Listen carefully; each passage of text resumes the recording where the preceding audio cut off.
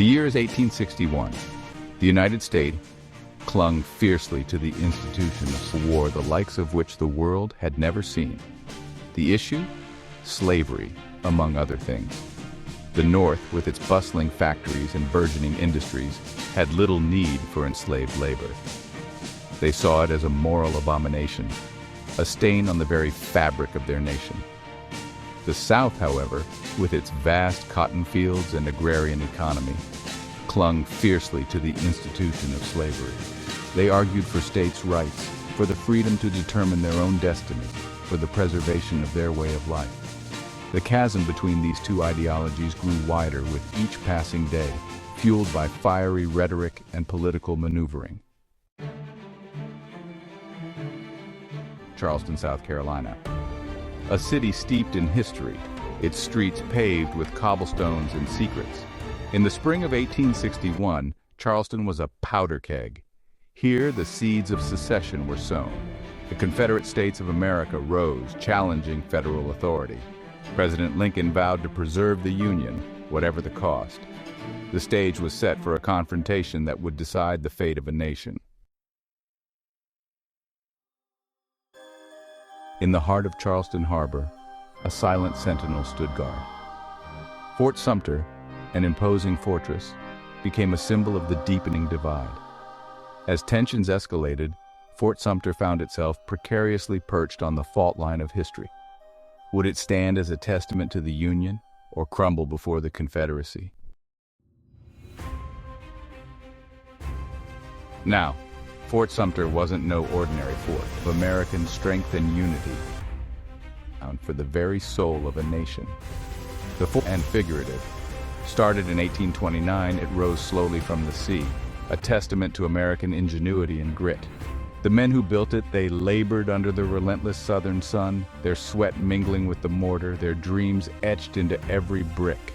They envisioned a fortress that would stand as a guardian of the coast, a symbol of American strength and unity.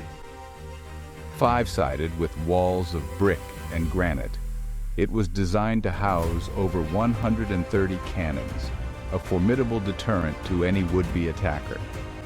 But Fort Sumter, you see, was more than just bricks and mortar. It was an idea, an embodiment of the American spirit, a beacon of hope in an uncertain world. Little did those builders know their creation would soon become a crucible, a testing ground for the very soul of a nation. The fort's unfinished state, with only 2 tiers completed by 1860, would become a cruel twist of fate. Major Robert Anderson, a man of quiet strength and unwavering duty, to defend the flag that flew proudly. A career soldier, Anderson had fought in the Mexican-American War and was known for his bravery and tactical acumen. He arrived at Fort Sumter with a heavy heart, knowing full well the storm that was brewing. His garrison, a mere handful of men, stood in stark contrast to the growing Confederate forces gathering on the mainland. Despite the odds stacked against him, Anderson was determined to uphold his duty, to defend the flag that flew proudly over Fort Sumter. He knew that the fate of the nation might very well hinge on his actions, on the courage of his men. They were the guardians at the gate, standing between peace and war, their courage tested with each passing day. Meanwhile, in Charleston, the secessionist fervor was the Confederate government eager to assert its authority, with talk of war, of independence, of a South free from Northern tyranny. Confederate flags, their stars shining bright against the blue sky, flew from windows and rooftops, a defiant symbol of their break from the Union. The air crackled with tension, the calm before the storm, as both sides watched and waited, their fingers hovering over the trigger. The newly formed Confederate government, eager to assert its authority, saw Fort Sumter as a prize, a symbol of Union defiance that needed to be silenced. General P.G.T. Beauregard, a flamboyant and skilled commander, was tasked with the capture of Fort Sumter. A Louisiana Creole with a flair for the dramatic, Beauregard had been a student of Anderson's at West Point. Now they were on opposing sides of a conflict that threatened to tear their nation apart. In Washington, President Lincoln faced an agonizing show of force, others urging restraint. Outgunned was a symbol of Union authority, yes, but also a potential flashpoint for war. He had promised to preserve the Union, but at what cost? Could he risk a bloody conflict that might very well engulf the entire nation? The weight of the nation's future rested heavily on his shoulders, the fate of millions hanging in the balance. His cabinet was divided, some advocating for a show of force, others urging restraint. Lincoln, a man of peace but also of unwavering resolve, knew he had to make a decision, one that would have far-reaching consequences. The fate of Fort Sumter, he realized, was now intertwined with the fate of the Union itself.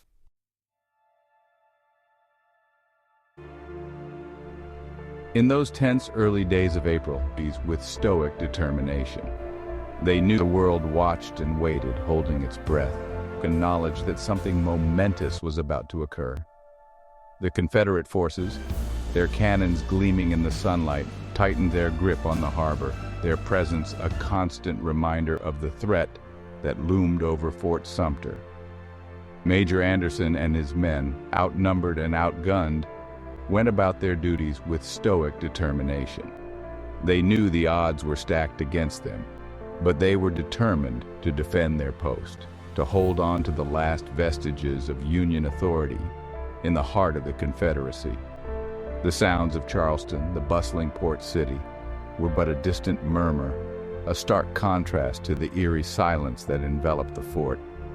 Each day that passed felt like an eternity, the tension ratcheting up with every tick of the clock. The world watched and waited, holding its breath, as the shadow of war loomed large over Fort Sumter. On April 11, 1861, the Confederate Anderson, a man of honor far beyond the walls of Fort Sumter, or face bombardment. Beauregard, acting on orders from the Confederate Secretary of War, sent 3 emissaries to deliver the message to his former teacher. The message was clear, the demand non-negotiable. The Confederacy was determined to claim Fort Sumter as its own, to remove the last vestige of Union authority from its territory. Anderson, a man of honor and duty, found himself caught in an impossible situation. Surrender meant betraying his oath to the Union, meant abandoning his men in the fort they had sworn to defend. But refusal meant certain attack, meant bloodshed, and the very real possibility of sparking a war he desperately hoped to avoid. He knew that his decision, made in the confines of his quarters, would have repercussions far beyond the walls of Fort Sumter. Throughout the long night, Anderson wrestled with his conscience, faces etched with a mixture of fear and resolve within the cannons under his command. He knew that surrender, though distasteful, might be the only way to avoid bloodshed. But could he, in good conscience, hand over a United States fort to those who sought to dismantle the very fabric of the nation? The hours ticked by, each one bringing him closer to a decision that would shape the destiny of a nation. He thought of his men, their faces etched with a mixture of fear and resolve, their loyalty to him and to the flag they served under unwavering. He thought of his family, far away, oblivious to the drama unfolding in a harbor on the brink of war. And he thought of his country, torn asunder by strife and division, its future hanging precariously in the balance.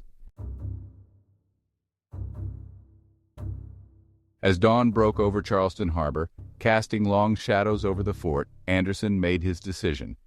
He penned a message to Beauregard, his words measured, his tone resolute. The message was dispatched, carried by a small boat across the choppy waters of the harbor. At 4:30 in the morning on April 12, 1861, a lone mortar shell fired from a Confederate battery arced through the pre-dawn sky. The Battle of Fort Sumter had begun. That first shell, folks, it wasn't no ordinary been shattered, replaced by the deafening roar of a... He knew they were outgunned, outmanned, the likes of which this world had never seen. The sound, it echoed across the harbor, across the city of Charleston, across the very soul of a nation on the brink. Inside Fort Sumter, Major Anderson and his men were jolted from their slumber, the earth trembling beneath their feet. The peaceful stillness of the harbor had been shattered, replaced by the deafening roar of artillery fire.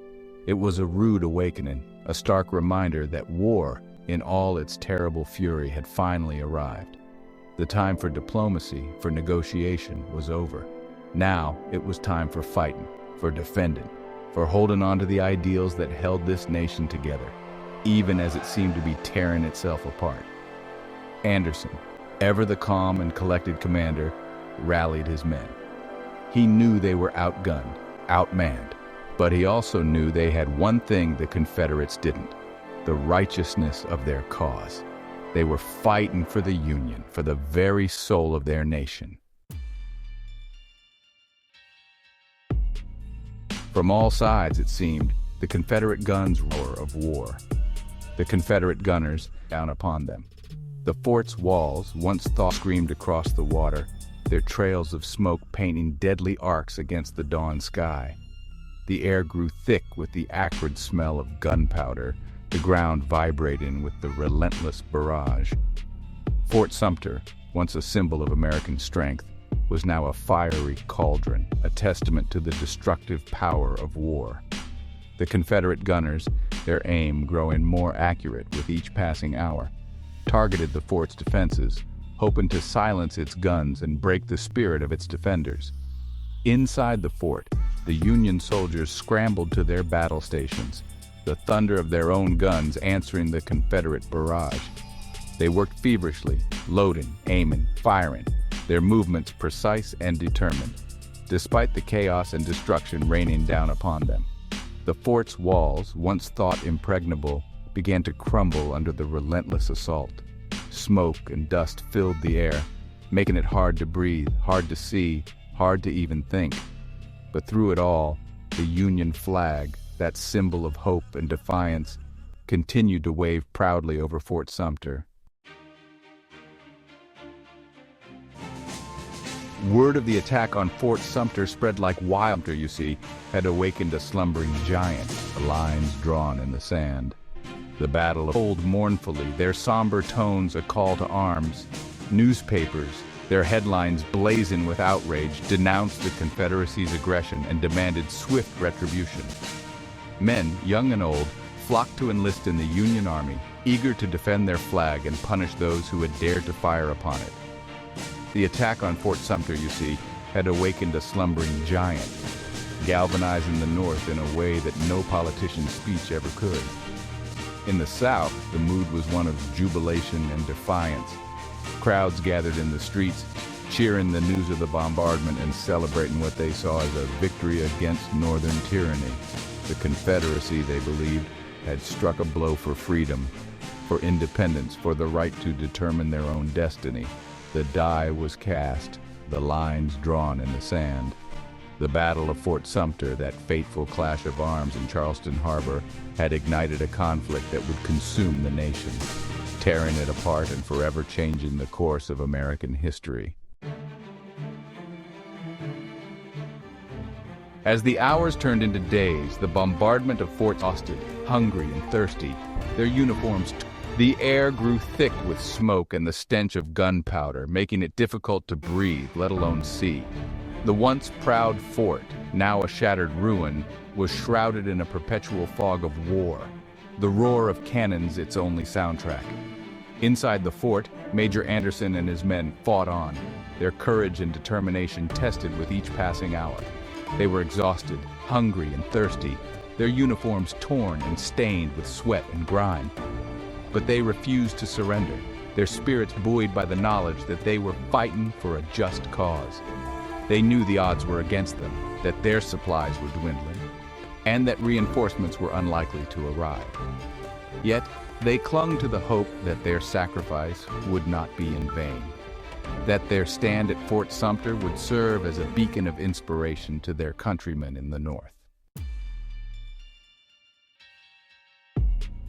The Confederate gunners, determined to break the Union's resistance, the heat inside the fort became unbearable. Hotshot, Cannonballs heated to a fiery glow rained down upon Fort Sumter, igniting fires that threatened to consume the fort and its defenders. The Union soldiers, already exhausted from days of constant bombardment, now faced a new and terrifying enemy fire. They fought the blazes with a desperate fury, using buckets of water and sand to try and contain the inferno. The heat inside the fort became unbearable, the air thick with smoke and the stench of burning wood and cloth. But still, the Union soldiers fought on, their will to resist unbroken, their courage undimmed. They knew that surrender was not an option, not while the Union flag still flew over Fort Sumter.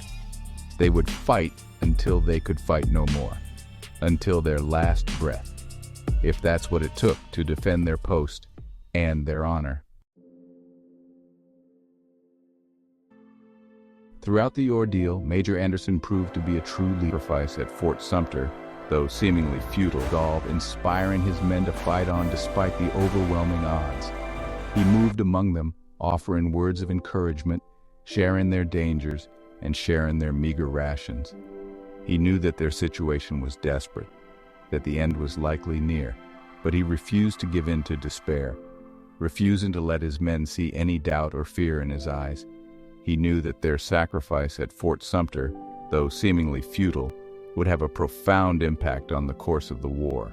Their courage, their determination, would serve as a rallying cry for the North, igniting a wave of patriotism that would sweep across the land. And so he continued to fight on, leading by example, inspiring his men to acts of extraordinary bravery and sacrifice. With each passing moment, the situation inside Fort burning from the smoke, their bodies trembling from exhaustion, fueled by the relentless bombardment, and the dry timbers of the fort's interior raged out of control, transforming the once imposing structure into a sea of flames.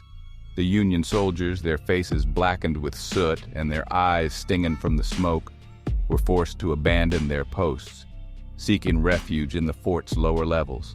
They coughed and sputtered, their lungs burning from the smoke, their bodies trembling from exhaustion and the intense heat.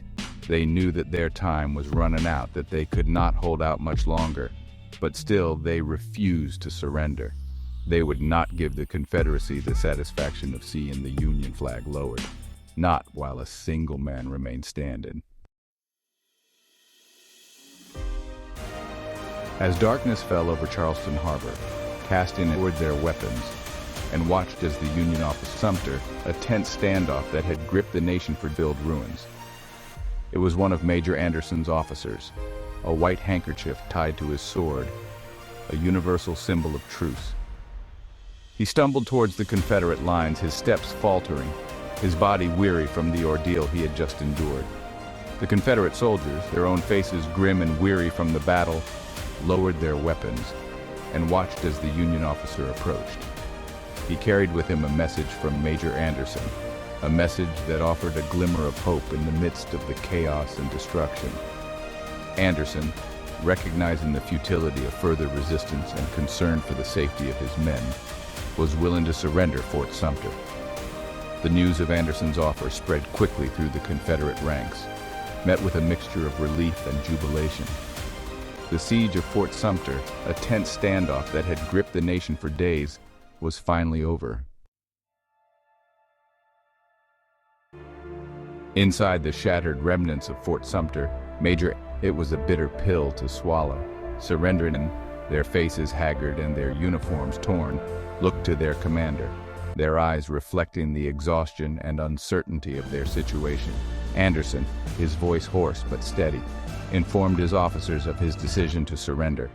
He had secured guarantees from the Confederates that his men would be allowed to leave the fort with their personal belongings and their regimental flag. It was a bitter pill to swallow, surrendering a United States fort to those who sought to dismantle the very fabric of the nation. But Anderson knew he had no other choice.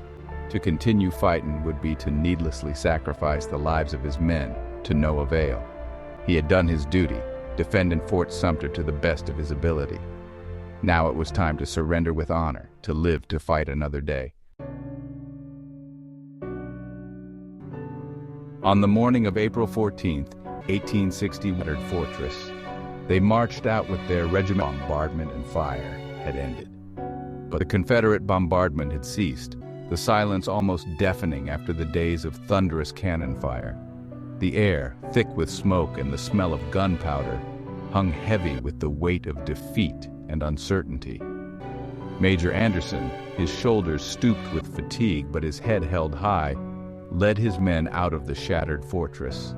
They marched out with their regimental flag flying proudly, a symbol of their courage and sacrifice even in defeat. The Confederate soldiers, their faces grim but their eyes filled with a newfound respect for their adversaries, watched as the Union soldiers boarded ships that would carry them away from the harbor, away from the battle that had marked the beginning of a long and bloody conflict. The Battle of Fort Sumter, a mere 34 hours of bombardment and fire, had ended. But the war that would test the very soul of a nation, had just begun.